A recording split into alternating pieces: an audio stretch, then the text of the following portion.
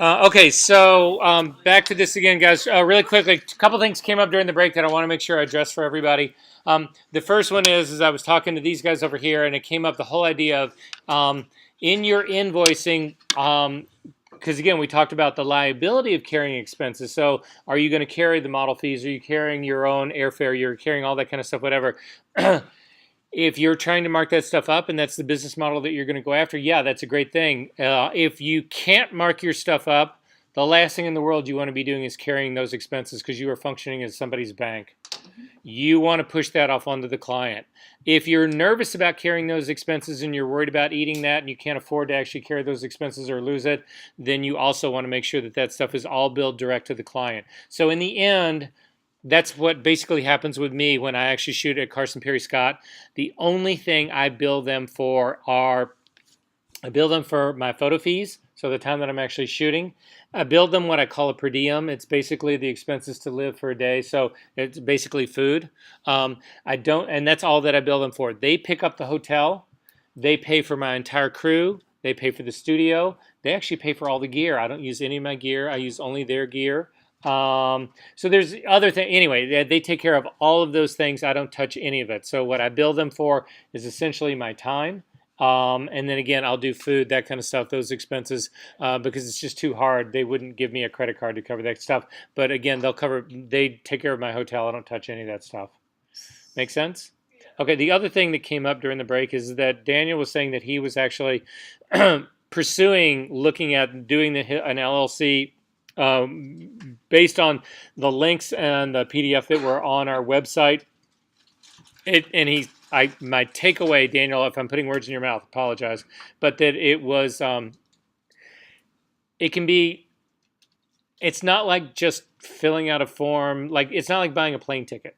You don't just put in your name and address and give them a credit card number. It's a little bit more involved than that. There is some legalese that's involved in that. You have to know. Daniel was talking about you need to create a domain to do this, blah blah. And what does that mean? And really, how do you blah blah? And I said to him, if it were me, I would just find a lawyer who can do this, pay them the $500 to do it, and know that all my T's were crossed and all my I's were dotted.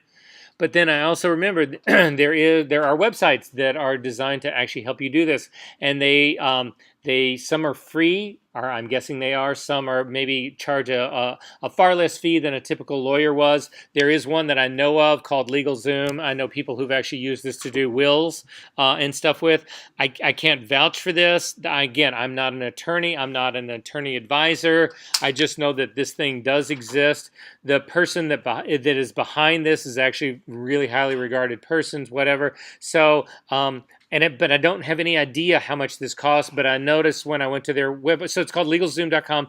I went to their website, and right off the bat, one of the first things at the top is doing an LLC. So I would simply check through this and see what it is they say and how they are. And if you go through all of this and you have some experience that you can comment about this and doing this, please post that in the excuse me, do you know how to? Or if you've got other questions there, whatever. I'd be interesting to see this. Personally, I don't have the time to actually go through this and do this right now, but you guys would certainly be in a position to see what was really involved in doing it.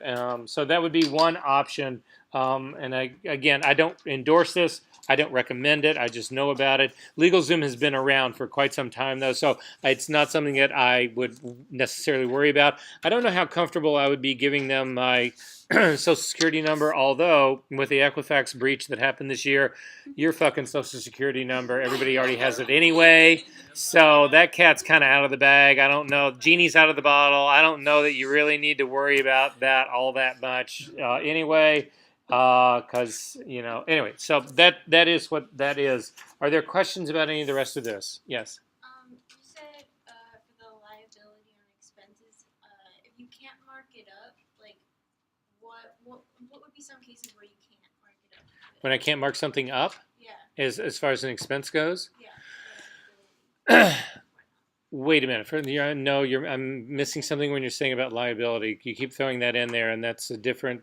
I'm like, yeah, because I'm kind of confused on it. Like, for like your gear and like the expenses that you pay for, like. Okay, so there's certain things that are easily evident that you could easily mark up. So let's say I hire you to go shoot a job for me in Florida for 2 days. Yeah. whatever it is. It doesn't matter what it is, okay? And you say, okay, I'm going to charge you, my photo fee to do this is going to be $2,000. And I say, okay, that sounds good. And you say, but on top of that, I have expenses. And I was like, well, like what? And you would say, well, I have an airline ticket, and I have 2 days of hotel, and you need to cover my food and a rental car, and those are the expenses that you need to cover, and equipment rental. And I would say, okay, that sounds fine. You need to drop an estimate for me and tell me how much that's going to be. And if I agree to that, then you actually do it and everything's fine. So you go to Florida and you're in Miami and you stay at the Raleigh Hotel. And at the end of the stay at the Raleigh Hotel, they give you a bill for your room. And you also have credit card receipts for all the restaurants that you went to. And if I'm nice to you like it used to be in the old days, when I was working at Playboy, they would pay for your liquor too. Most companies don't do that now, but I used to put in a bar bill to Playboy and I would get paid for it. It was insane. Most of the companies I know now won't do that. They will cover your food though. They'll cover breakfast, lunch, and dinner, but drinks are on your alcohol. You're on your own, right? So that's fine. The car rental. You drop your car back off at Avis and you get a receipt from them for the car rental charge, whatever. So then you come home at the end of this week. You've done the job, you send me the files, and you send me an invoice. And when you put that invoice together, the truth of it is, what I'm going to expect from you is the invoice for your fee, and then I'm going to expect you to charge me for all these other things, but I'm going to expect to see a receipt for all these other things too. And those things better match. So if you're charging me $782 for the hotel, there better be a hotel receipt that has $782 on it. And if you've been, I don't know, doing movie marathons on there, I'm maybe not paying for movies. That's all we should have established all that in the beginning, right? But then it comes to the rental stuff, and all of a sudden I see there's no receipt for that, and I call you up and I say, what's up with the $1,500 in gear, rental gear, whatever, you don't have any receipt to back this up. And you go, oh, well, that's my gear. And I go, I don't pay you for your gear. And you say, oh, well, we should have dealt with that before I did the job. You get where this is going, right? So those are the things you could actually do. Now, we could have entered into an agreement where I said to you, all right, Peyton, I'm going to, give me an estimate for the job. And you had gone and you had priced out the hotel, and the hotel had been $782. You had figured that whole thing out, including all the taxes and all that stuff. But in the estimate that you gave to me, you marked that up by 17%. So you added another $150 to that, right? And so instead of telling me it was 782, it actually was, you told me it was 900 and something, right? But I agreed to it. Yeah. And then at the end of the job, at the end of this week, whatever, because we agreed, you don't have to give me any receipt backup. You just send me an invoice. Bottom line figure, you say the hotel was 900 and whatever dollars, where in reality it was only 782. You get to pocket the difference. Okay. Does that make sense? Yeah. Yeah.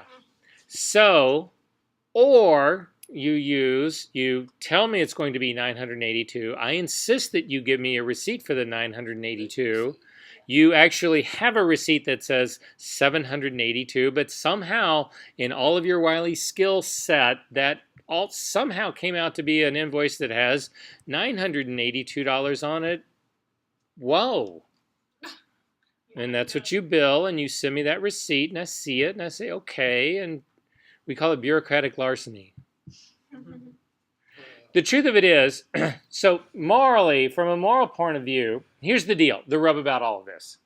From a moral point of view, you guys may find that questionable. You might say, well, that's deceitful. The way I look at it is that I told you in the beginning, in my estimate, that it was going to be $982. And you were okay with that. You could have come back to me and said, well, no, that's too much. Then we deal with it then. But if you've agreed to this, if I've said to you it's going to be $2,000 for my fee, it's going to be $982 for this hotel, it's going to be $582 for the plane ticket, whatever. If I fucking walk there and sleep in a tent and still give you the pictures that you hired me to give you, you should expect to pay for the pictures that we agreed on in the estimate. It shouldn't matter how I've spent that money, how I choose to do that. It shouldn't matter that way. It does, again, the analogy I try to make with the people who do who print business cards. They don't show you the invoices that they paid for ink. They don't show you the invoices that they pay for paper. They don't show you any of that stuff. They just give you an invoice and you go, "Okay, here." So that's my take. Okay? So from a moral point of view, you might object to this. That's fine. But from a legal point of view, there's nothing illegal about this. You have given them an estimate and you've given them an invoice that honored that estimate, and you expect to be paid for it. And if they don't pay you for it, you can haul them into court. And again, if they've next week is all about estimates and all about getting them signed and backed up and all that kind of stuff. So if you've got all of that, you are protected and you can go in and sue them and get the money and blah, blah, blah. But the other possible rub in this is they find out that you're revising your invoices, right? Then instead of having an invoice that's really from the hotel that says the true cost at $782, you've bumped it up to $982, right? Well, again, there's nothing illegal about that, whatever. But if they find you out, you're never going to work for them again. I can promise you that. Do you take that risk? Not all money is good money. That's a great way of putting it, Joe. Did you guys hear what he said? Not all money is good money. So again, all of this is, you've got to balance all of these things, all of this. The way I look at it, though, in some measure is, and I've said this to a number of my classes, so you may have heard me say this before, whatever, but I lie for a living. I'm paid to lie for a living. I'm actually paid really well to lie for a living. Because I can promise you that ugly-ass little dress that I shot on that beautiful girl today is not going to look anything like that on the woman who buys that and expects her to, expects to have that killer body and that cute little face and all that kind of stuff. That is not going to be the case. She's going to look like the frumpy housewife that she still is, and there's nothing that I can do about that. Or the guy who buys that dress who thinks he's going to be, the queen of the night. He isn't. It's going to be a frumpy little dress. I lie about that. Everything in my world is beautiful. Everything in my world is fun. Everything in my world is happy. Fuck, if I see, it's amazing. There are models who walk out at the end of the day, and you can just see the muscles in their jaws. They're just locked up tight because they've been smiling all day long, and it never ends. I don't really smile a lot. No, this is true story. This true story I had when I was a kid. I had really, really bad asthma, baby. And they gave me steroids when I was like 2. And it destroyed the coloring. And I had baby teeth, but I didn't have adult teeth then. Those were still forming. And the steroids stained those teeth. So I've always known that I've got really not white teeth. And I'll never have white teeth. So I've always been self-conscious about that. I don't do that. So it's always amazing to me the people who have a really easy time smiling. There's people who can turn it on like a light switch. There are people who can be clinically depressed and turn on this light switch smile. It's unbelievable. But then you ask them, they've got to do it all day long. So for 8 hours, you're smiling. And then you get up to do it again the next morning. And it's just, but that's the world that I live in. That's the world that I live in. Everything is perfect and everybody's happy and your kids are all pretty and all have perfect hair and perfectly obey, whatever. It's an unreal world. But that's what we do. This business is about lying. Yeah. And even the National Geographic stuff that is truth to a lot of people, that's such bullshit. It is such isolated, rarefied, myopic, one set of vision about something. You think the story about Milan's really the story about Milan? Well, you can look at it from the Donald Trump perspective, where you could fly your private jet over there and stay at the Four Seasons and have the federal government pay for it and eat, well, he would still eat fucking fried chicken and hamburgers. He would not take advantage of the fact that it is the best place in the world to eat. But, or you could look at it from, the strung out junkie that's in the street in Milan who's, can't see anything above somebody's knees because he's been in the gutter for so long and he can't drag out of it. Well, which is the Milan? Well, they both are Milan. But what are you going to see through National Geographic? You're not going to see, maybe you'll see, you get where this is going. Yeah. It's just the fact that we are more often than not hired to present a point of view. And that is the point of view that you do. Is that the truth? And that can carry on to the whole philosophy that you have about your business. That's what it did for me and where I landed. So at any rate, but I'm not telling you guys to lie, cheat, or steal much. Okay. I wouldn't suggest, okay, I'm begging you, don't do anything illegal. That's where I draw the line. So don't break the rules, but bend it. Bend is fine, but don't, yeah, that's a good way of putting it. So, yes, Elizabeth. So changing the invoice number, that's not illegal? No. Bend What's it. illegal about it? It just seems so crooked. No, it's bending the rules. It's just Well, bending it. Seems crazy. because it doesn't have anything to do with like the IRS and the tax part of it. Oh, no. Right? It's No. because it's That's why like you get technically. yours. Okay, yeah, so Elizabeth, this would be sort of a great extension. I think Savannah's just brought up a good point. If you add the $200 onto the invoice, instead of $750, you make it $950, and that's what you collect from the client.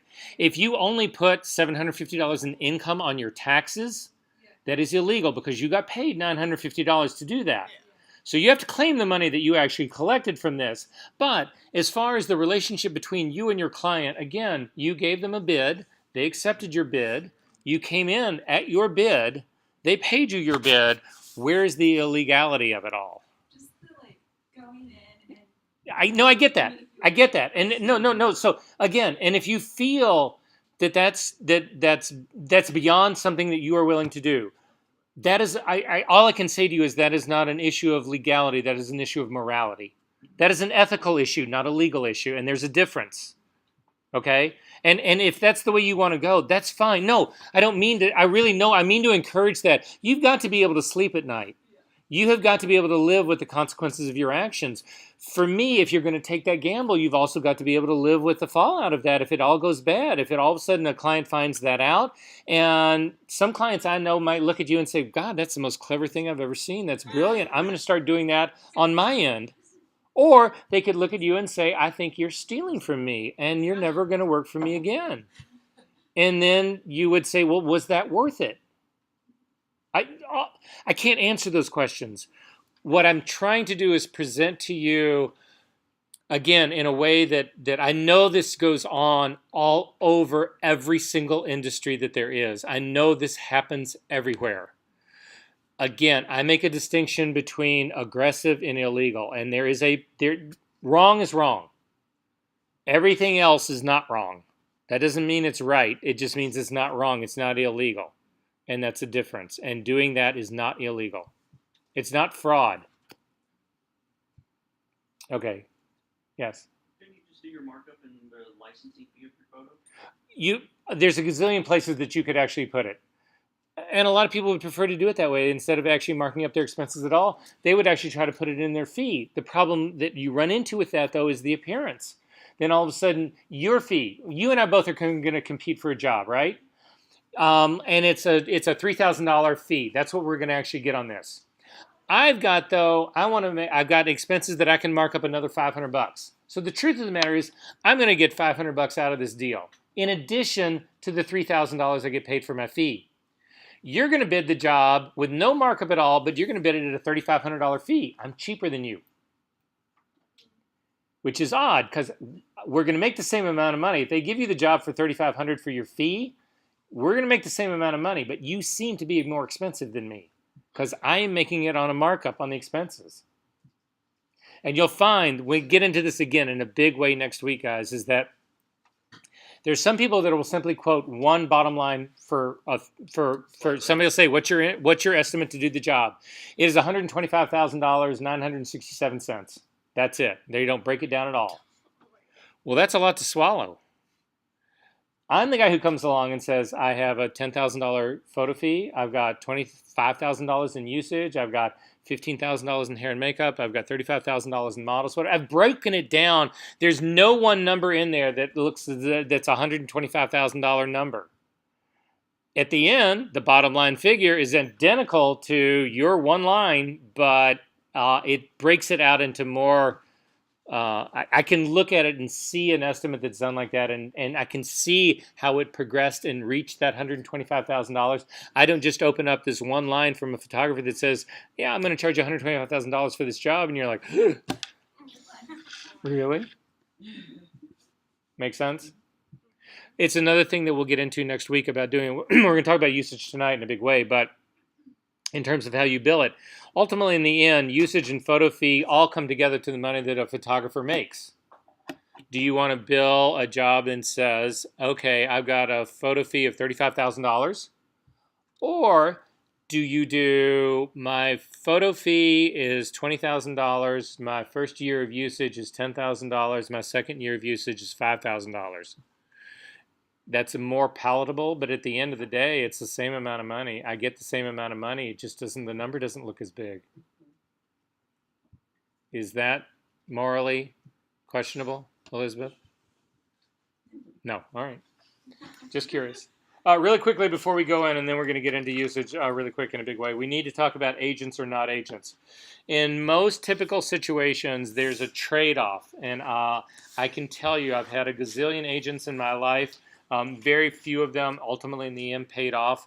A lot of times what you're going to be looking for if you go out for an agency, especially in the beginning, the thing that drives most of the people who are in your position to actually try to get an agent is it's immediate it's an immediate acknowledgement that you are someone, right?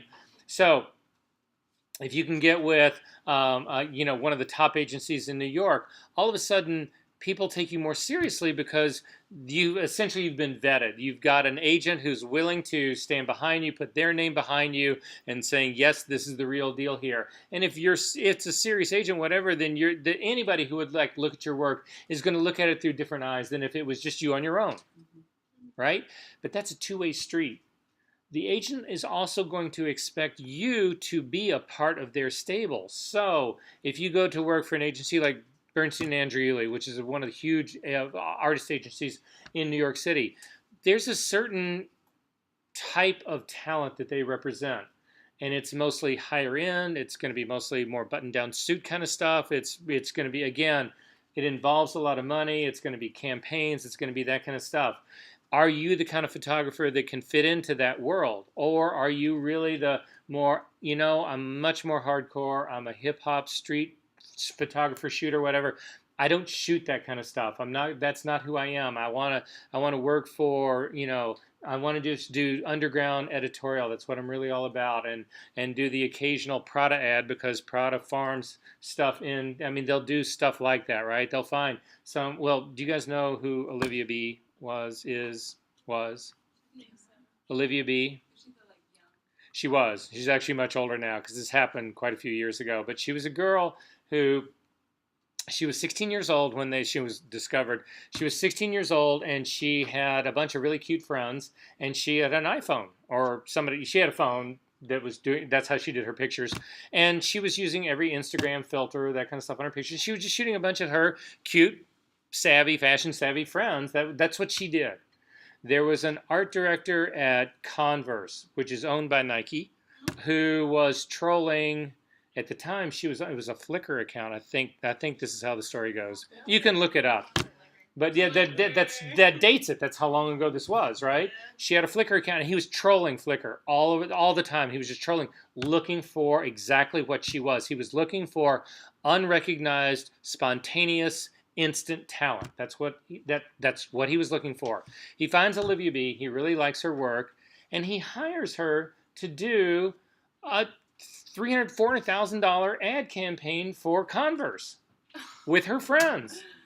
So they send her, 300 pairs of shoes, and he says, I don't care what you do with them, just do what you do. And so she shot all these pictures. They get them back. He loves them. They pour millions now behind the print, online, everything campaign of Olivia B's pictures. And it's just pictures of her and her girlfriends, right? That's it.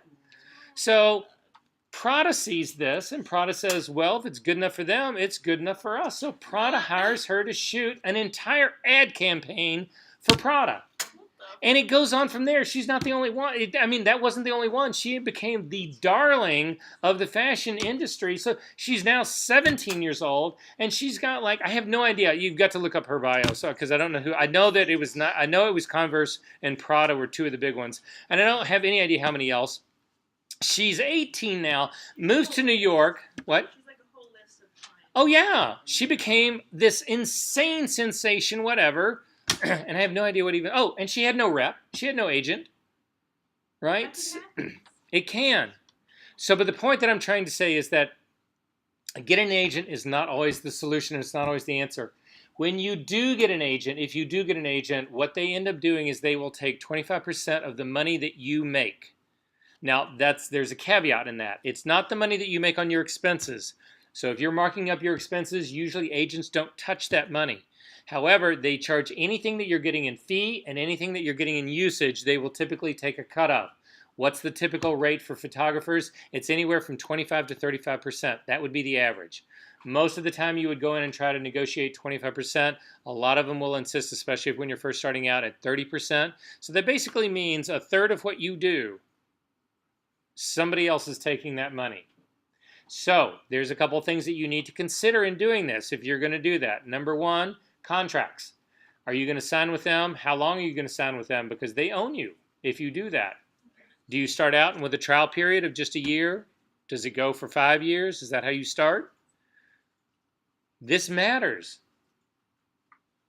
But the last thing I'm going to tell you about this that you need to consider in doing this if you do this, and it's the thing that most people when they start out fuck up and they don't realize. So if I'm going to pay an agent 25% commission on all the work that I get, I am going to expect them to pay the exact same percent on whatever we do for promotion. So if I've got an agent that I'm paying 25% to, and I decide I'm going to spend $10,000 on designing a new website, I'm going to expect them to pay 25% of that new design cost. If I'm going to put out a new promo piece and it's a printed book and it costs me $5,000 to do that, they're going to pay 25% of that $5,000. Every photographer I know misses this one. They give them all that 25%, they give them the commission, and they don't charge them any of the expenses it costs them to become that photographer. Well, that's ludicrous. And it's something that you've got to negotiate right up front. Because if you don't, they will take complete advantage of you. So again, word to the wise, if you're going to go down that road, you need to think about all the ramifications here, not just okay, they're going to take a quarter of my commission. Make sense? Finally, one last thing to consider in doing all of this. The types of accounts that they're going to manage. So you go in big agency. You go, well, Jed Root used to be the biggest in New York. You go with Art and Commerce. Art and Commerce, if you can get with Art and Commerce, your career has been made. I can tell you that right now. That's how much leverage they have. And it's the roster that they represent. It's just if you take a look at their website, you'll see who I'm talking about. They not only represent living photographers, they represent the estates of a lot of really famous dead photographers as well. I mean, they are money-making machine. At any rate, with them, I have no idea where I was going with this. Oh, okay. With them, you go into them and they say, yep, we're going to take you on. 25% is our commission. Well, you've already got a handful of accounts. You've already got Shock and you're shooting Nike. You've already got Bonton. You've already got Lord & Taylor. Do they get 25% of that? Well, they shouldn't because you've already got that. That was your account. You're bringing that to them. They didn't do any work to get that at all.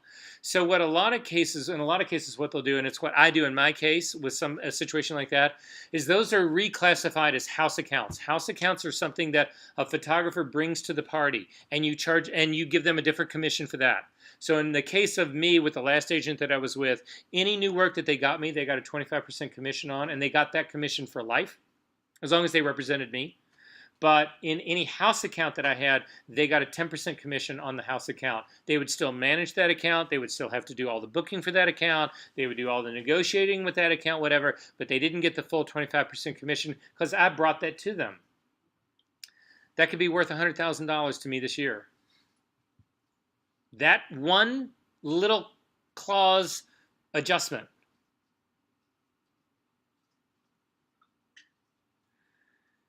So I see a lot of eyes glazing over. I see a lot of people on phones and going, oh, I'm begging you to go back to the beginning of our very first class and remember what everybody said to me was, oh, Verser, it's all about the money. I want to learn how to do the money thing. I'm fucking giving you the kingdom here. I know it's a lot. There's no other way I can do this. I can't do it via osmosis. I would if I could. I can't. It'd be great if I could do it just via osmosis because then I wouldn't have to drive fucking back here to do this class and drive back up tonight after this thing is over. Tonight? After shooting all day. Yeah. What time's the call time? 8 o'clock. And I did that. That's happening tonight. I did it on Monday, and I'm doing it next Monday. Yes. It just shows how much I love you guys. But there's no other way. I can't do this any other way. But this is not the bullshit freelance class for 15 weeks you got. This is hardcore nuts and bolts money. This is how you make that money. You mark shit up. You bend your morality. You make the deal with your agent. You strike a good deal with your agent. You eliminate your liability. You get the fucking money up front as soon as you can. You bill for it as soon as you've actually done that part. You say no. You play hardball. All of those things. This is the reality of this business. And without it, good luck. It's too hard to do. Anyway, all right. So any questions about that whole part of it? We good? Okay, you guys should have gone through the whole exercise of actually trying to figure out working on the calculator. The assignments weren't due till tonight, so I haven't even looked to see if you guys have actually done the sort of figuring out your cost of doing business. But did everybody slug through those calculators? Were you surprised by the answer? Or did it seem pretty much like you thought it kind of would? Does this help then in your own mind begin to establish sort of a place where you need to think about setting your rate, what you're really worth, what you need to be charging in order to have a business to be successful? Are you getting any sort of, again, we're not there yet. I'm just looking for it to sort of begin to take some form and shape, as opposed to last week when everybody was like, well, the one thing I want to learn in this class is what rate do I charge? How much do I charge? I have no idea, right? Hopefully you're beginning to get some sense of where that needs to be. Daniel. So for days billable, I kind of just do my freelancing. Right. Business is kind of sporadic and how often I get clients. Right. But I kind of set it up for an ideally 2 clients a week. Right. Not 1 client Right. a week, hopefully. Right. So I do like a range. Right. Is that like a good way to think about It's probably a great way of doing it. So you could have done a 50 and 100. Yeah, that would give you and the reality is it'll probably be somewhere in between. So, but it gives you, again, they're not absolutes. It will never be absolute, whatever, but it'll help give you some foundation form. You're starting to put some numbers, hardcore numbers, to what up until now has probably just been this sort of amorphous thing in the air in your mind about, well, what should I charge? Well, I hear other people charge $250 a day, so that's what I'll do. Well, for what? That's how it should start. Hopefully that is going to start happening, okay? All right, so I'm not going to, were there any questions about that? Was there any part that as you went through that you're just like, God, I have no idea what this means or what? I mean, again, not that you're going to have perfect, concrete answers to every single question, but you had it helped give you some sense of what, so like what is a cell phone bill for a year? Anybody? $700. $700? Is that kind of what you guys sort of landed on?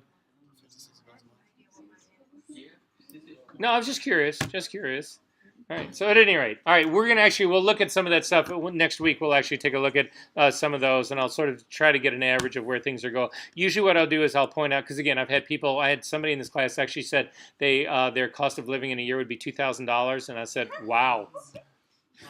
How are you? Yes, $2,000, right? And I was just like, yes. And I was just like, that's just absurd. Who's paying for all your shit? Which missed the entire point of it all. I mean, if your mom and dad are paying for all of this, that's a different issue. Anyway, but then I also had people that one, the worst I ever had was somebody came in that was almost $190,000 a year. And I was just like, wow, you have, So anyway, yeah. Like I say, typically, because I've done this a lot of times, the typical range usually comes in somewhere in that 30 to 60,000. That's usually where the numbers end up being. But at any rate, okay. So we need to talk about, again, we're going to get into actually how you really establish the value of work. But the one thing that I want to do now, I introduced this a little bit last week, but I want to introduce it in a much bigger way. And it's pretty much how we'll finish up the night tonight and talking about having this conversation. This conversation is directly tied to day rates and usage. So most of you guys have been in the business of dealing with day rates. That's actually how you charge. Somebody hires you to do something for a day and you bill for a day. So if you work at Starbucks, it's probably an hourly rate there, but it's still the same idea. It's a time-based thing. You say, I'm willing to give you this amount of time, and they're saying, I'll give you this amount of cash for it. I want you to completely forget about that part when it comes to photography. That will no longer be your model. You may use that as a reference to help you establish what you should be charging, but it has nothing at all to do with time. So the example that I made to you guys last week, and I'm just gonna try another round, a series of other ones right now. But let's say that you were alive during the Kennedy era and you happened to be on the grassy knoll the day that John Kennedy was shot, and you actually have the one definitive picture that showed not only Lee Harvey Oswald, but the guy on the grassy knoll, right?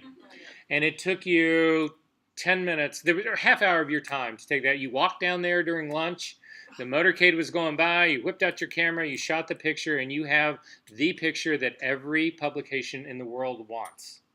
Now, it took you half an hour to make that picture, but what is it worth? Is it worth a half an hour of your time? Well, you're an accountant, and you make, well, this is back in the 60s, so you're making your $20,000 a year, so you're making your $5 an hour. So is that picture worth $2.50? Because you're making $5 an hour, it took you a half hour to do it.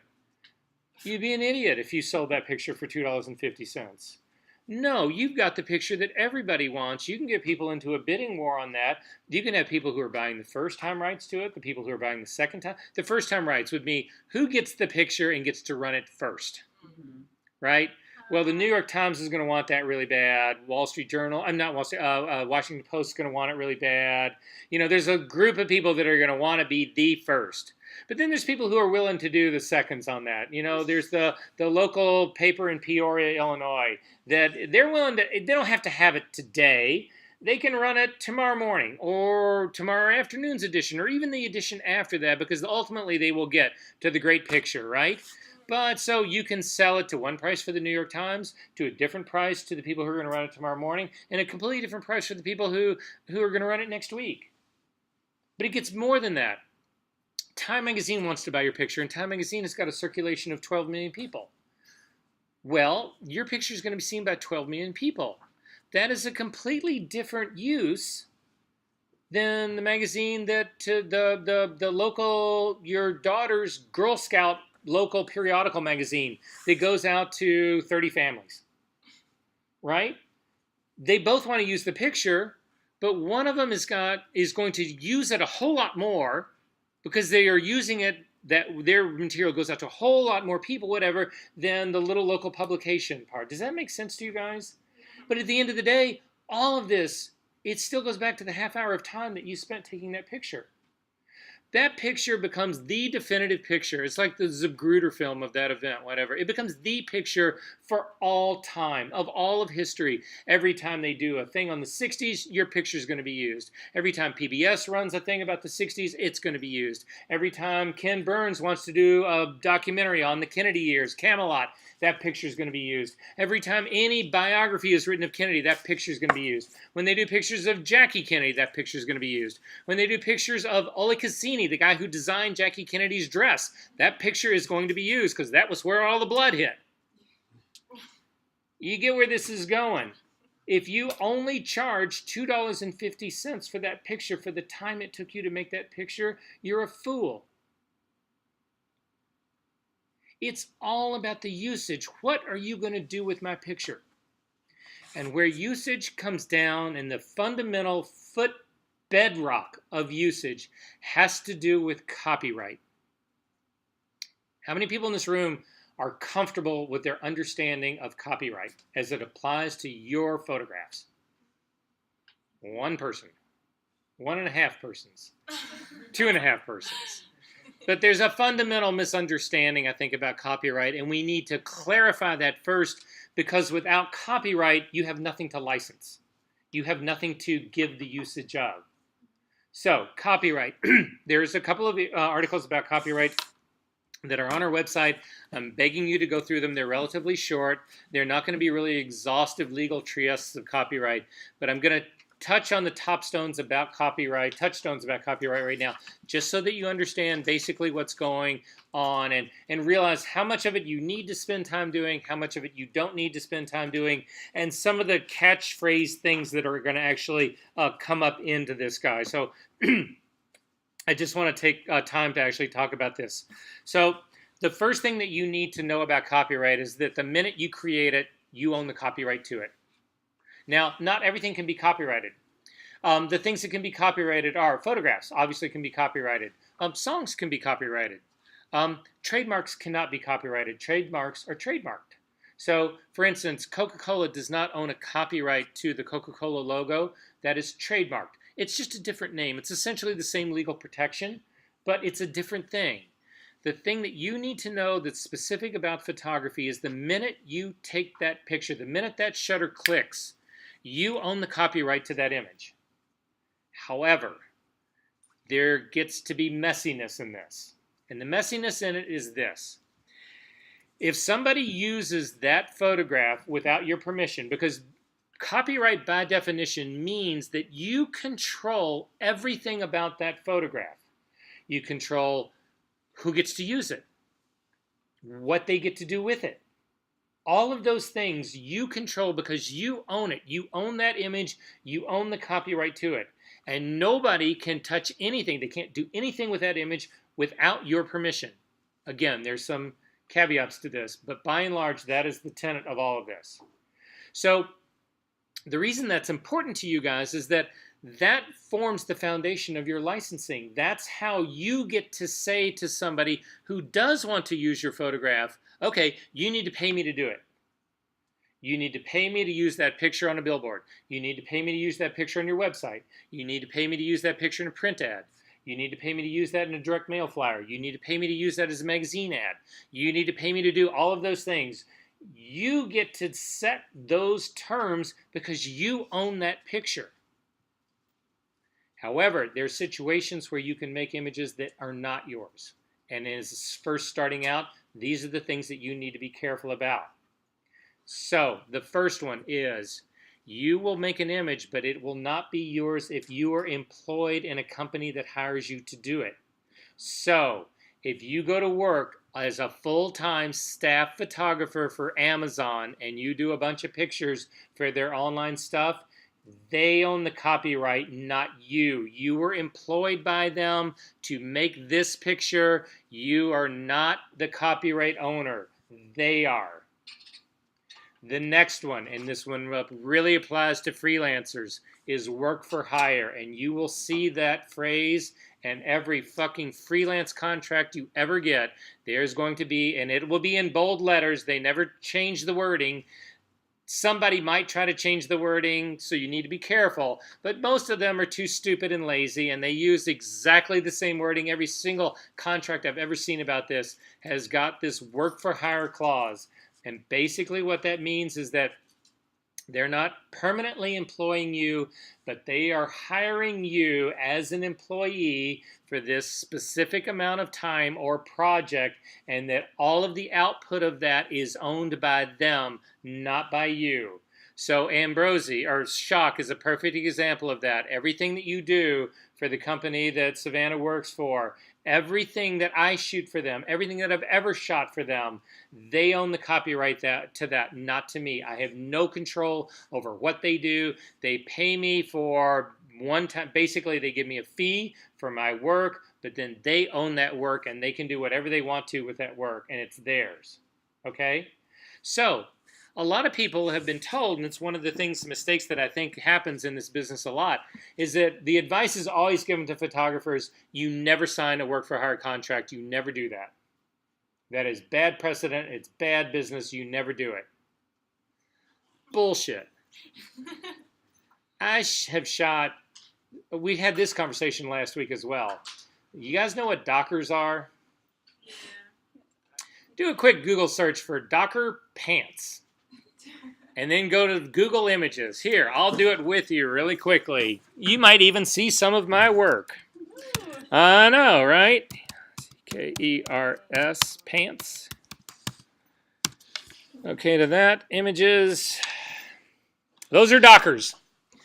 I've probably shot half of those fuckers. Do I really care about keeping the copyright to that? Nope. No. If they're going to pay me $3,000 a day to shoot 12 pairs of those, are you going to say no to that? Because if you are, I've lost you already. I don't have you. When you said to me, yes, Verser, I pledge, it's all about the money, I pledge to that, you've lied to me. You care about your work more than the money. Fuck that. You want work for hire and we're doing this? Yes, I will sign that work for hire contract faster than, yes, here it is. In big, bold, John Hancocky letters. It's yours. Work for hire. I could care less about that. Do you really think that all of the Mother's Day gift clothes that I shot today, that I really want to own the copyright to that stuff? There is no market for that for me. There's no place for it to go. One of the rubs about the people who are doing fashion, and I got to say, this is one of the hardest things about fashion. It's like most things in life. It's a double-edged sword. The bad edge to it is that fashion has a lifespan of 3 to 6 months, period. And it's over. And your image is worth nothing. So you don't really get a lot of time usage out of it, because usage also, again, implies time. If somebody's going to use an image for 15 years, I want to be paid every single year. That doesn't really happen in fashion. But the upside to fashion is that new fashion comes along every 6 months, every 3 months, 6 months, whatever. There's a whole new thing to shoot. So it never dies. If you, 10 years ago, 15 years ago, there was a ton of people that wanted to get into lifestyle. They wanted to shoot pictures of mom and dad and the kid on the beach with the dog in the chair and all that, and they would sell it to Chase Bank for, $50,000 because it was just the most amazing image, and it gave the image that Chase Bank wanted, right? Well, everybody in the world started doing that, and then digital came along, and everybody started doing it with their iPhone, and now you have stock photography, and I can buy 1,000,000 of those same fucking pictures for nothing at Getty, at iStock, at whatever. I can find those everywhere. You think I'm going to go out and pay somebody $50,000 to shoot that fucking image for me as a freelancer so I have that unique image? Not a chance. I'm going to Getty. I'm going to spend my $5 on that image. Well, but again, it's usage, so I'm going to use the image for 5 years. So I'll spend $5 a year for 5 years. It'll cost me $25. So that market is gone. If you think that lifestyle is what you want to get into, good luck with that one. Yeah. If you think stock is what you want to get into, you should consider stock, but not as your primary income. That should be a secondary source of income to you. Because there's just too much competition. There's no money there. But at any rate, so work for hire is something that you can do, but again, if you find yourself in a position that you are going to be, you're going to be carrying all the risk, you're doing something really high-end kind of stuff, whatever, blah, blah, blah, blah, blah, and somebody says work for hire for you, you're doing a really dangerous underwater something photography shoot or whatever, something that, there's the person that you're trying to get you to do it as a work for hire doesn't really have a lot of skin in the game, whatever, and it's really more riding on you that, because whatever, I wouldn't hesitate to cross that out. You can cross any line that exists in a contract, you can cross out. Of course, you have to discuss this with who you're doing, but you could say to them, I'm sorry, I'm not doing this work for hire. I own the copyright to this, and I will own the copyright to this. Not unless you want to pay me an exorbitant amount of money. Well, what does that mean? And it's the last part of this. Transfer of copyright. So I have clients. Jockey was one of them. Playboy was actually another one. Playboy insisted on owning all their own film. They would not release the copyright of that to anybody. Jockey insisted on owning all of their film. They wanted an outright. They wanted to own the copyright. Now, in most cases, the way people phrase this stuff is usually incorrect. In some of this stuff, let me find exactly what I'm looking for, the language that I'm actually looking for here. Most people will incorrectly call it a buyout. That's the way Jockey used to call it. They say, we are hiring you, Verser, to shoot these pictures for us. We want a buyout on what you shoot. And I would say to them, okay, fine, and triple my rate. So there is, and I think you guys would all agree, a certain amount of money that somebody could probably reach and get to where you would say to them, fine, you own it. I don't want it. I don't own it anymore. It's yours forever. You can have it. So again, a typical shooting day for me in a catalog situation is $3,500 a day. If I triple that rate, that's almost $12,000. Am I willing to give up the film that I'm shooting? And now this may be really something high-end, something I love. This could be couture. This could be one-of-a-kind designer gowns that I'm shooting for women's wear in Italy, which is what I did for 10 years. And it's one of a kind. It's remarkable photographs. It's a high-end talent. It's making my book. It's everything I want it to be. These images are important to me. Am I willing to give that up? Yeah, you want to triple my rate? Sure, it's yours. But what does that mean? Well, the truth of it is there is no buyout. There's a transfer of copyright. That's what actually happens. Legally, that's the way you phrase it. And legally, that's what you would say to them. Again, it'll set a precedent. It will show them that you know what you're talking about.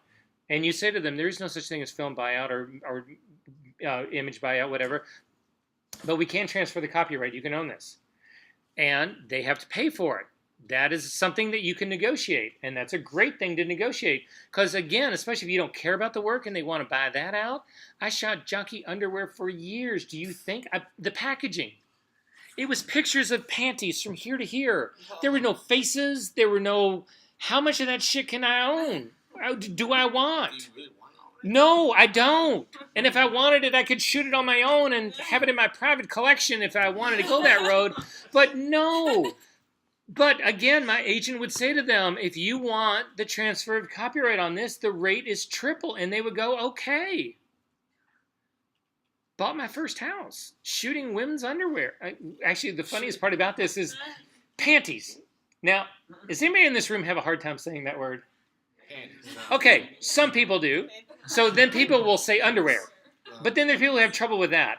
If you want to be clever, you can say knickers, which is basically, the English phrase for whatever. But, okay, but wait. Imagine yourself being a creative director for a company that's what they make, who cannot say that word on the phone, who can't say it in conversation. The creative director for Jockey could not say the word panty. And my agent, the agent who was like the best negotiator of all time, was she's a really good friend of mine. One of the funniest people I've ever met in my life. And she would do everything. We would sit there for days on end, and she would engineer every morsel of conversation around this woman to box her into having to say panties. And it was one of the funniest things to see, because this woman would get all flustered and she would start to, and this would be even just among women. I mean, it didn't have to be men, whatever. She couldn't deal with it. It was, at any rate, I don't know why I went down that road. But anyway, so triple the rate. If you're going to do that, would you do it for double the rate? Well, hell, I would consider that. If all of a sudden I'm getting $7,000 a day and it's a 2-week booking and that starts to fall into, that's $35 a week, that's $70,000 in 2 weeks. Am I going to do that? Well, yeah, we can talk. We can talk. Yes. So, say you shot the couture, Italian dresses or whatever, and you sell them the copyright, you can't do anything with those? Perfect thing, because that's right where I was going next. Okay. You cannot touch them. So You cannot use them in your book without their permission, because again, now they own the copyright. You have to buy usage from them. Oh, okay. You have to say to them, but that is something that you could negotiate. You could say to them, okay, and this is what most people will actually, I'll give you all the scenarios. Again, we're getting a little more into where we're going to be next week, but it's pertinent now. You could say to them, I will sell you the copyright, but I want to hold back the right to use that in my own promotion. And I will give you a guarantee. I will only use it on my website, only in my portfolio, and only in promotion work on my part. You will never see. I will never sell this to anybody else. You'll never see this, any place other than as it directly relates to my promotion. That could be a negotiation that you do with them, and they could come back to you and say, okay, well, we were going to give you triple your rate. We'll let you keep the promotion part, but we'll only give you 2.5 times your rate. This is what negotiation ends up being all about. And then do those things become worth it to you, and what do you give away and what do you hold and all that kind of stuff. But the point that I'm trying to make here is that, again, what about this conversation that we're having right now has to do with time? Nothing. It's all about the usage. You want me to transfer my copyright to you so that you can do anything you want to with this image, whatever. That has got nothing to do with the fact that it took me an hour to shoot the picture, or a day to shoot the picture. It's got nothing to do with that. It is all based on this license and copyright and being the foundation of it. Elizabeth. Oh, I thought you had your hand up. Sorry, Daniel. Isn't it true that there's no copyright laws forever, but like eventually it comes back to you over a certain amount of time? Nope, so this is how it works. So there's other things about copyright that are important that we need to talk about.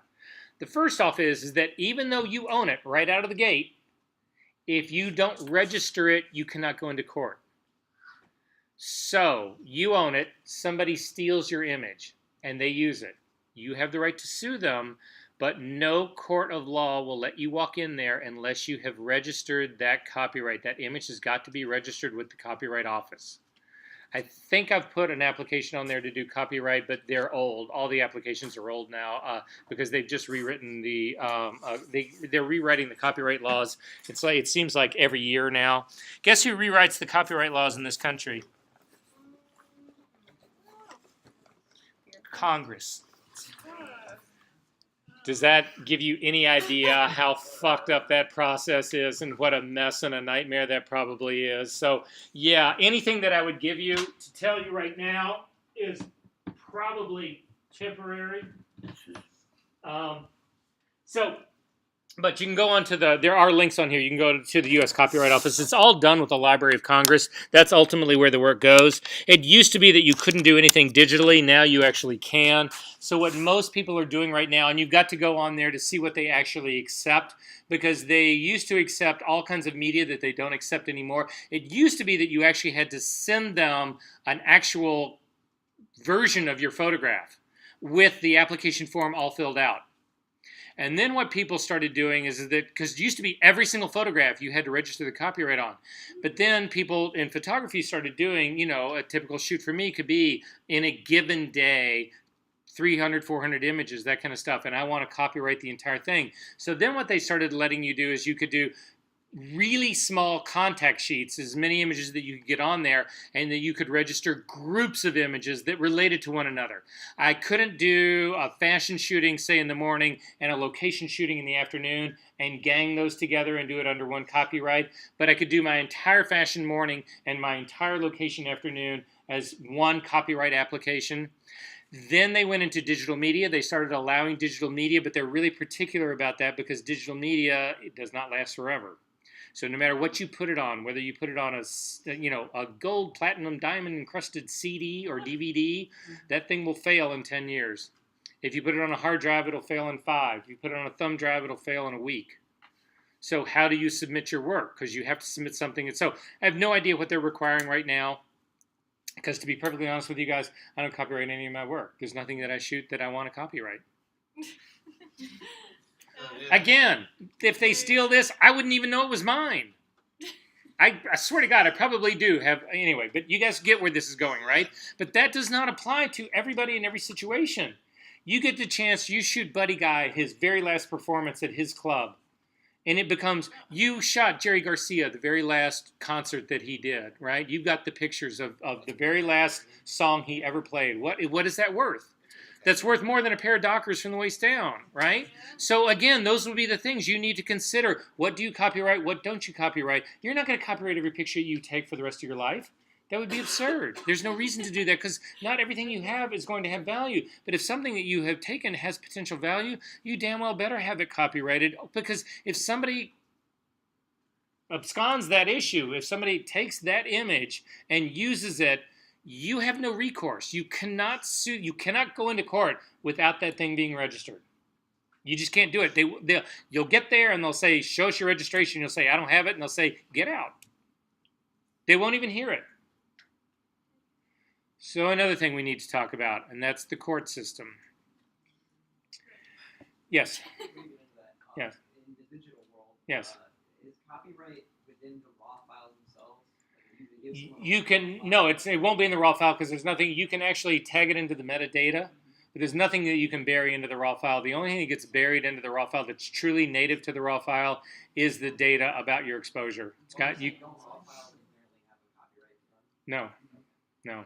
You have to put it into your camera, but that doesn't embed it into the raw data, that embeds it into the metadata, which can be stripped. So there's no point in doing it? Say what? So there's no point Oh no, there's absolutely a point to do it because again, anything that you can do to establish your copyright. So for people who actually care about this, they'll actually take a look at it. There's people who, and becomes another issue about copyright. There's people that find stuff on the web all the time that they have no way to figure out who to contact to license it. If you can prove that you have done due diligence, and this becomes, again, this is a Congress thing. It's a very slippery slope. This is the whole gray area of copyright. If you can prove that you have done everything in your power to find the person who owns that copyright and it was impossible to find them, you can actually use that image without their permission, but you have to be able to prove that. Well, how do you prove that? Well, who the fuck knows? So, I mean, that's the whole thing.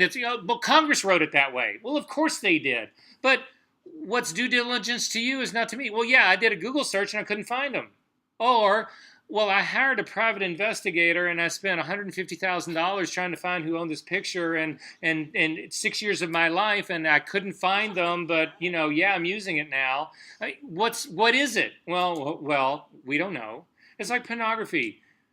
The definition for pornography, it's classic. It's something that people find, I don't even actually remember the definition now. But anyway, they finally, when they're really trying to work this out, they asked a Supreme Court justice if he could translate what Congress had actually written as the definition of what was pornographic. And he said, I can't tell you what it is, but I know it when I see it. That's the Supreme Court justice. And it's like, well, wow, that doesn't really give me a lot to work with here. So at any rate, copyright is in that same limbo-ish. So that's all I can tell you. So anyway, Daniel, the answer to your question is yes. If you embed your copyright from the get-go, if you use your camera to put your copyright in there, every file that you generate from that will have that copyright in it. So if you make a JPEG or a TIFF or a Photoshop file or any other file like that, that information will be in there. And even if you make a little baby JPEG of that to be the thumbnail on your website, that copyright information will be in there. And if anybody who looks at that metadata, it will be there. Now, if somebody goes in and strips it and then puts it up on their website, that copyright information is no longer in there and your image is. So, but at any rate, you guys get where this whole thing is going. Google is making Google and Amazon both are making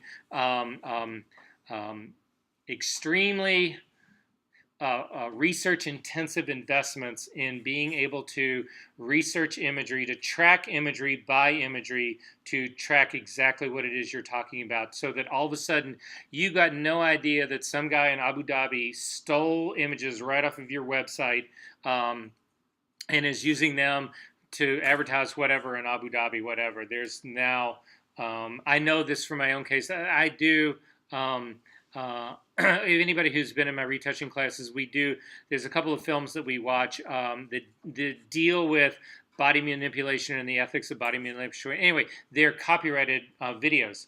And the first time I did one, I showed the video as a part of the class recording that I was doing, and the YouTube copyright filters picked it up right away. It did not post, and they send you a whole warning. They send you a whole thing about it, and they say, you've got copyrighted content in your video. You need to then prove to us that you've got permission from the copyright holder to use it, or that it's being used for educational purposes, which mine was. So I actually had legitimate use for it, rights to it. But trying to prove that is a whole nother, I'm going to spend the next 10 months doing that, You said something about educational use? Yes. That you allowed to use content you find, if it's like non-for-profit? Anything. Okay. You can use full-blown copyrighted pictures of jazz musicians or famous ads or famous portraits or whatever. You can use that all under the guise of education. So the people who are driving a big part of the copyright conversation are actually librarians, because they want access. Again, they've got books. They're disseminating all of this copyrighted material all the time, and they don't want to be held liable for it. So at any rate, the other thing you should know really quickly about this is, just as long as we're here, legal limbo. Okay, so when it comes down to it, you've registered your copyright. And so somebody uses your image. They take it off of your website. Somehow they get it. They use it. You find out about it. You can sue them for it. And you can recover money for that. But there's 3 areas that you need to be aware of. The first area is this. If you are suing them for less than $5,000, anything from $0 to $5,000, you can sue them in small claims court, and you can do it on your own. It's like the real version of Judge Judy or one of those guys. You don't have a lawyer. They don't have a lawyer. They can have a lawyer, but you don't need a lawyer. You don't have to have a lawyer to do small claims court. You sue them. The court will look at it. If they find that you have cause, which means that you've got a legitimate reason to be doing this, the lawsuit, whoever you're suing will be notified, and there's a court date that's set, and you show up and you present your side and they present your side, and the court then makes a decision, and they can decide for you, against you, or somewhere in the middle.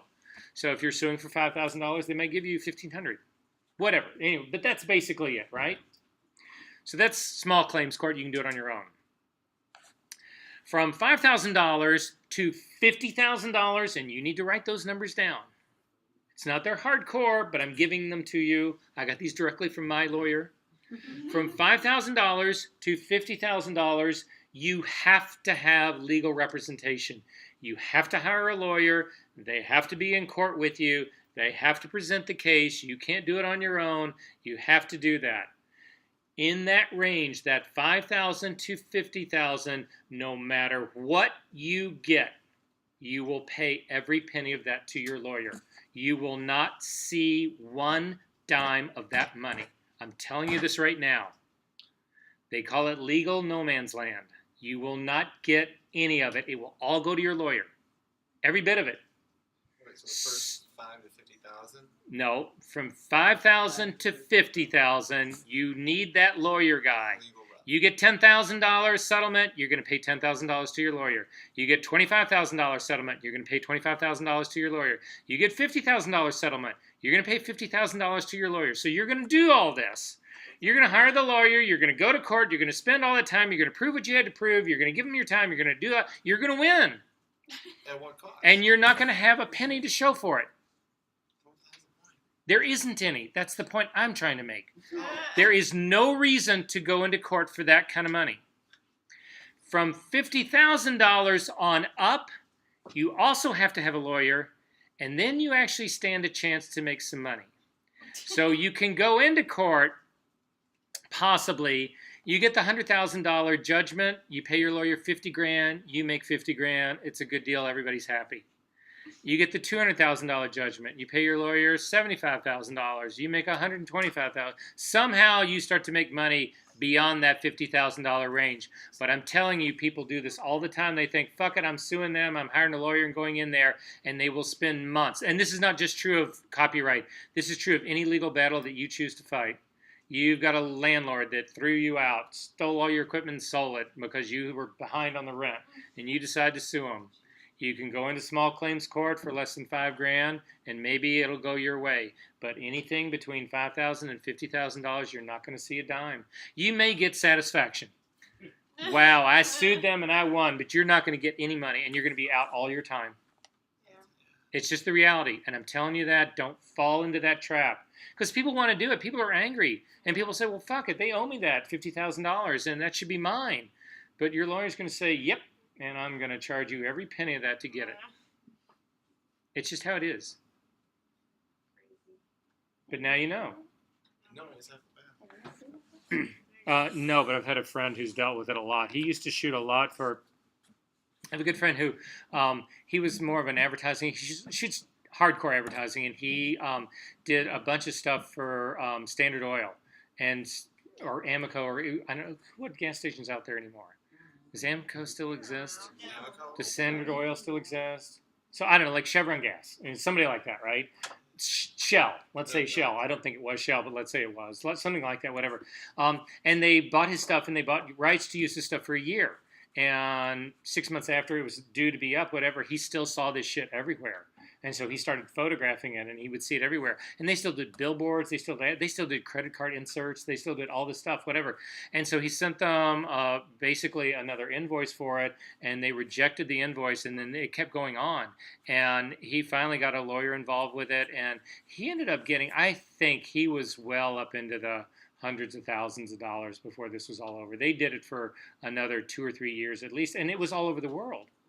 So when you think about this, it's not just, I mean, his stuff is not just at the local gas station here in Chicago. It's everywhere. It's all over South America and Asia, and I mean, it's everywhere. And that's all usage, and that's all worth money. This is why this whole issue about usage is so critical to you guys, is because this is where the money is. The money is not in your time. The money is in how it gets used. Licensing it to be used, that's where the cash is. Yes?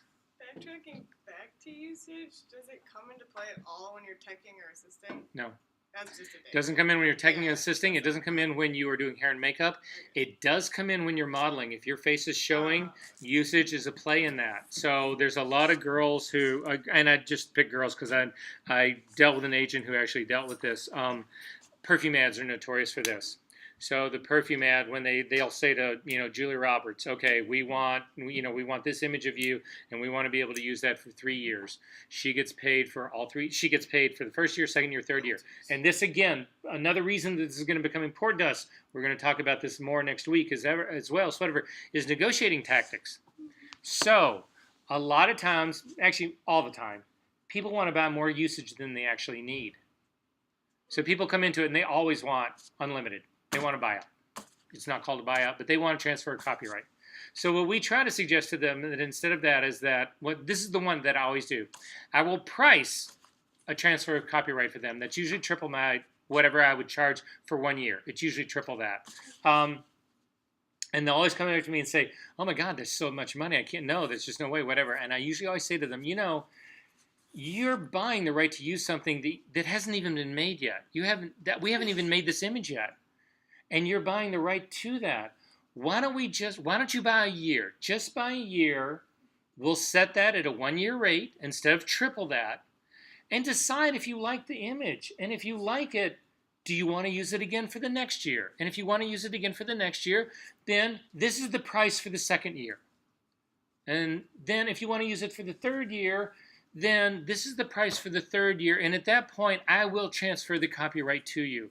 But why buy this all ahead of the game, right? And so that'll take a $120,000, bid down to a $40,000 bid, and that becomes, you look like you're giving it all away, or that you're really, wow, somebody's, but you're not. You're simply segmenting this in a way that if it does become important to them, you'll get your money. So again, we'll talk about the art of negotiation a lot next week, but I just want to get into this whole part. Are we good with where things are going with so far? Are we guys beginning to get some sense or idea that licensing is the other word that we're going to use here for licensing? That's the other thing I want you to think about. When we talk about usage, what I will do for a client is draw up a license for them to use my work for this. So I'm going to shoot a Prada ad campaign. I give them a license, and my license specifies the usage. And I'm going to say to them, okay, we are going to do, let's say, we'll start out in just sort of one example, and then we'll blow it out a little bit. They want to do a special promotional piece for something that they're doing in the United States only, just for 1 season. And they're only going to do it in New York. So even though there's Prada stores exist in Chicago, I think they're in LA as well. I don't really know how many Prada stores there are, but I know they're in other places, whatever. But they strictly want to do this in New York. That's the only thing they want to do. And it's a 6-month deal, and that's it. And all it's going to be is their store windows, so in-store display, and counter cards. So little cards that would actually be on the counter. Makeup people, they have a lot of those. The card that sort of like sits on the. That's all it's going to be. So I draw up a license that says to them, okay, for $10,000, I will give you 5 images that you can use in the store display in New York. Strictly, it's restricted to New York. You can do it for your in-store display. You can do it for your counter cards, and you have 6 months to do this, and that's it. And then it's over. And they go, okay, fine, sounds great. And so that's for the 10 grand, right? We shoot the pictures, they fall in love with it, and they say, we really want this to be the new real ad campaign for us. So we want to blow this out. We don't want to just use this for New York's single store for 6 months. What we want to do is we want to add 1 month of usage for that, but we want to use that for print worldwide. What does that mean? Well, we want to use your image in every copy of every Vogue all over the world. every bazaar all over the world, every L all over the world, every whatever it is else all over the world that they actually advertise in. Well, all of a sudden, the 5 images that I was going to let them use, that they were going to do literally one copy of for the counter and one copy of it for the windows, has now exploded into millions and millions and millions of copies of this image all over the world.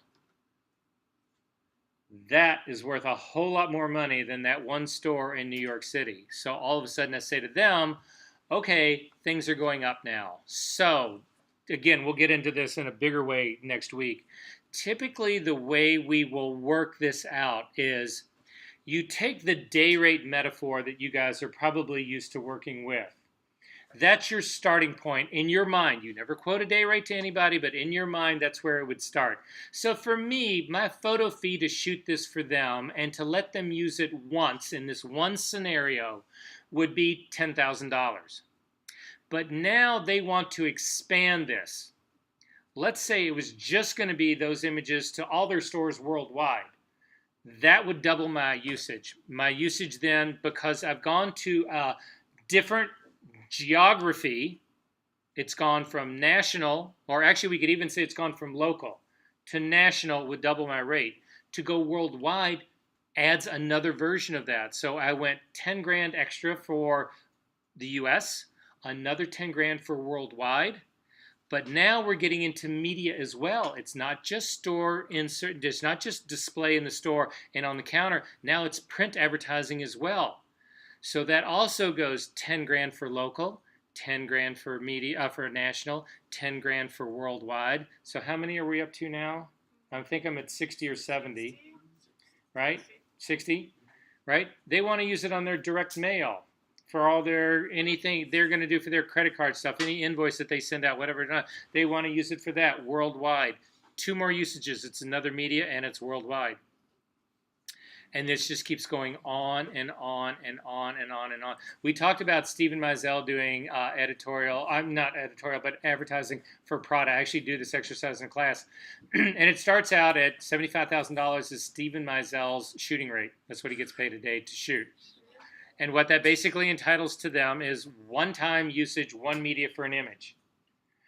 Every additional time doubles that. Every additional media doubles that. Every additional geography doubles that. It's insane. Stephen Meisel can bill $21 million a day. What? And it's not based on his time. It's based on the usage. That's the whole thing I keep trying to, you guys keep thinking, $21 million a day, fuck that, that's impossible, that's never going to happen. It's got nothing to do with the day. It has everything to do with its product, and they are saturating the world with these images. And that's the kind of budget that they have, and that's the kind of budget that gets spent on this. And to be honest with you, his $21 million is a really small part of that overall budget. The budget is in the hundreds and hundreds and hundreds of millions of dollars. His $21 million is, it's not chump change, but it is clearly not the real defining factor of all of that. And once you can start thinking about things in those terms, you see the real potential to make money in this game. And it's all about usage. It's not about time at all. It's got nothing to do with your time. Are we good on this? Yeah. Again, we're going to get into it and writing licenses next week in a big way. We'll really develop this out. And see, I just want to touch some other bases and get through a couple of other things really quickly. Yeah, we can talk about this really fast. I'm going to show you one last thing here, guys, and then we'll call it a night. But it's another way to think about actually repurposing your imagery. And so I'm going to show you something. This, again, is on our website.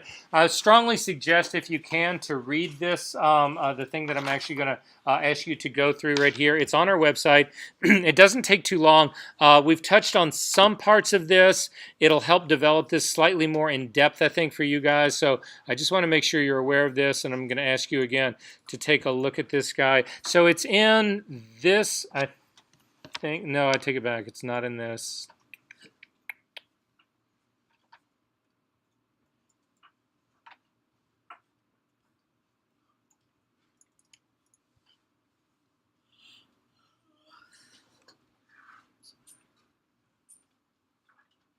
Sorry.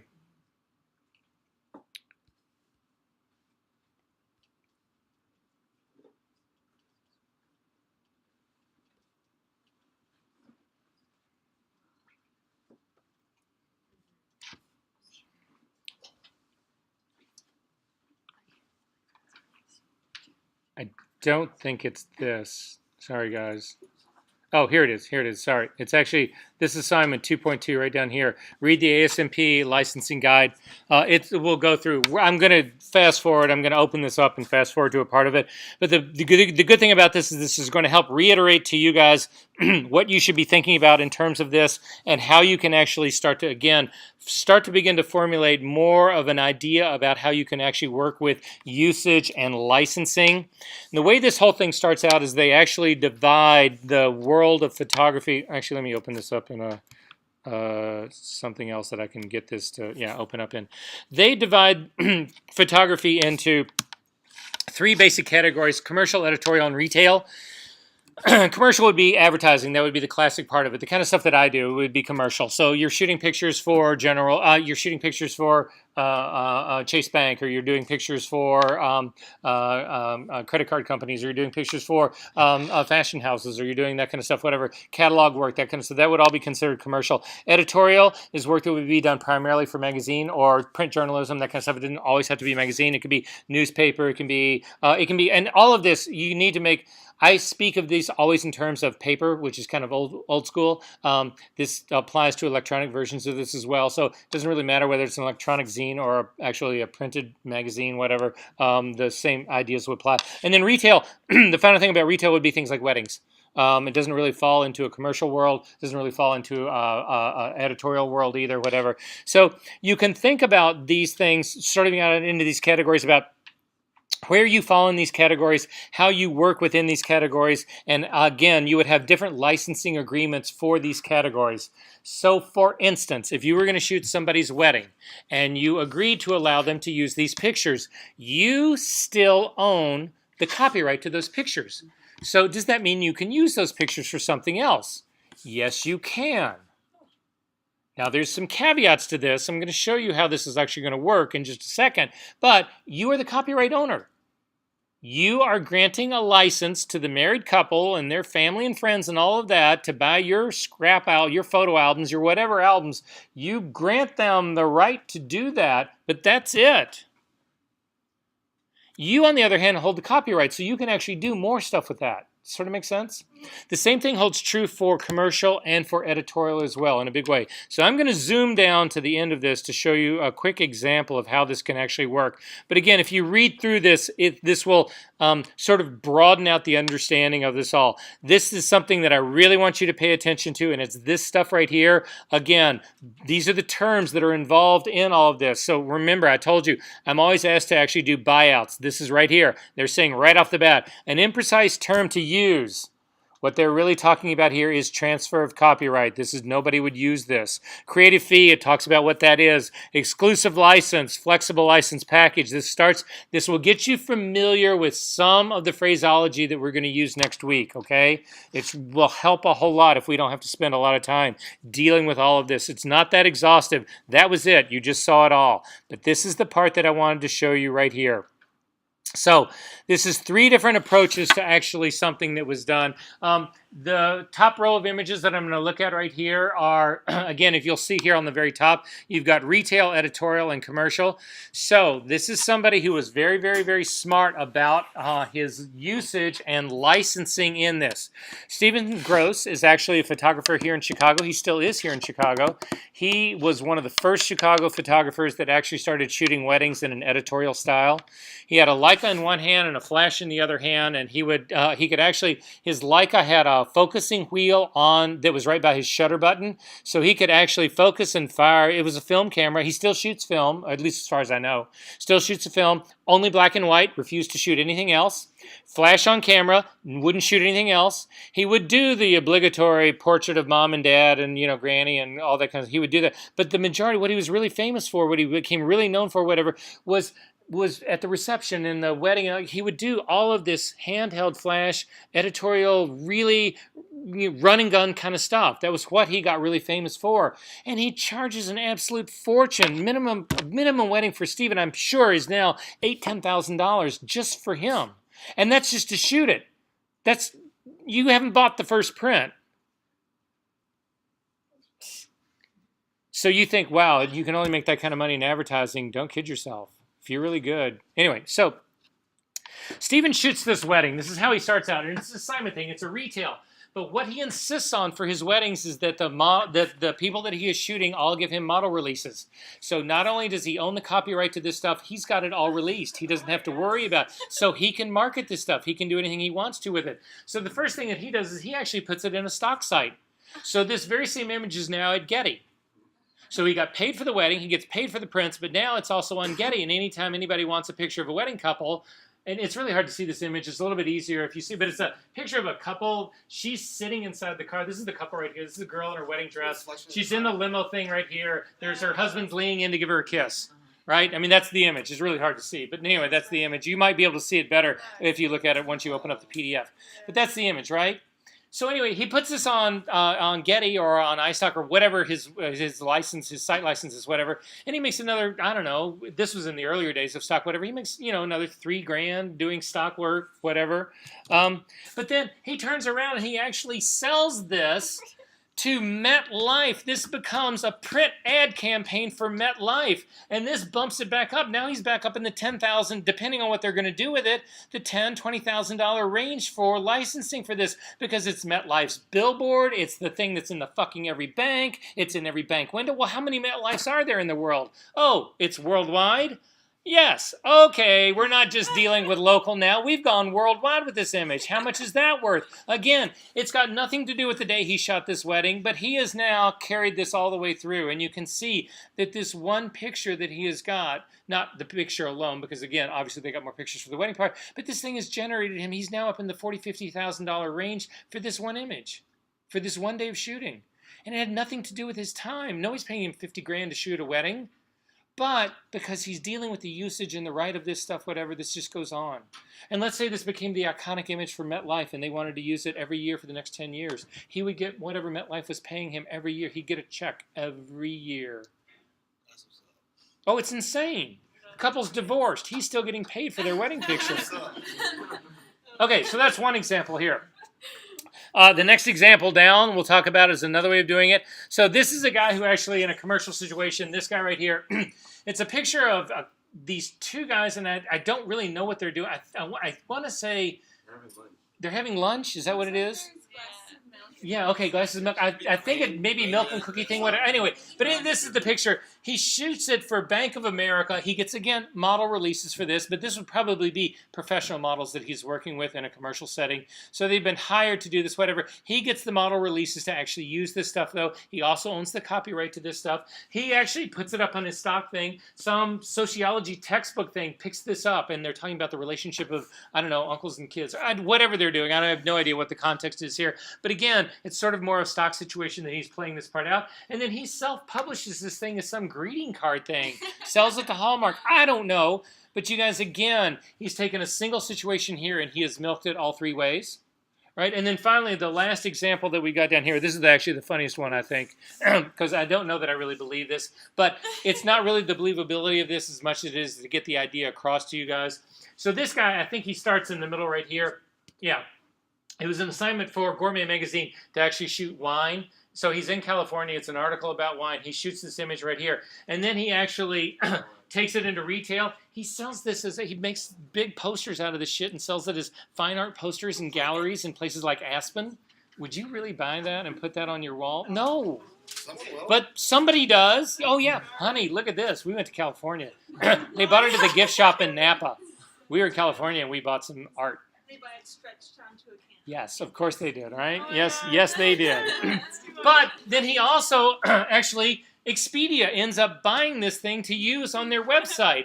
And again, once you get into Expedia land here, you're talking about massive usage because every single time that page gets flashed up on somebody's screen, that is usage. How many times does that happen a day? How many times a month? How many times a year? You guys get where this is going, right? So all of this has to do with usage. None of it has to do with time. Are we good on this? Yeah. All right, Daniel. Clear. How do you express permission for usage? You write a license. Text message or DM. Oh, Hey, you wanna use this picture for no. our page? And you Wait say till you yes. see the license that you're going to write. But like it happens all the time where like if you post something on Instagram and Starbucks says hey, can we use this on our page, and you say yes, they do. Then you're an idiot. And you maybe like no, I don't want you to use it more and send a cease and desist. Or... You could. I frankly would just quit putting those pictures on Instagram, but that's me. All right, guys. Are there questions about this? Okay. Please do me a favor. Yeah, we've got 1 minute. We can look at it really quick. I just want to go over the assignments really fast to make sure. I don't think there's anything that you actually have to do other than reading this week, but some of the reading is really important. This is my posing guide. Oh, yeah. Yeah, but I helped shoot these. So are they shock or are they mine? I don't know. Yeah. I was gonna Right? ask you that. No, actually they're shocks because I do all work for hire for them. But I use them for educational purposes because I use this actually when I'm shooting other people and I say, I need you to stretch. You know, how are you really supposed to stretch? Yeah. Did you know that this foot is actually supposed to bend forward when you do this stretch, not backward? Yeah. And people who do this are really fanatic about this shit. You'll get all sorts of mail. I used to do lingerie for all the seers. I told you that, guys, right? You can't believe the letters they would get from prison. So the assignments that you are going to have to, and paintings. They would get like paintings of girls in their underwear, like full blown paintings. They would send to like seers and they anyway. So anyway, this is what I want you guys to read. Again, there's a lot of reading here. None of this is like really, really long. The thing that's really important is the one that I just pointed out to you, this ASMP thing. I definitely, at the end of this, I think, is this article by Jeff Sudik on usage. I definitely want you to read this guy. You don't need to, this guide to copyright is relatively pretty quick. This talks about suing. If you really want to get into thinking about, you really want to know the nuts and bolts behind the economics of suing and copyright, you can actually read this article. This is pretty much fluff as far as anybody who's interested in that. And then there you go. So anyway, just get through as much of it as you can, but especially the stuff I pointed out. I'll see you next week.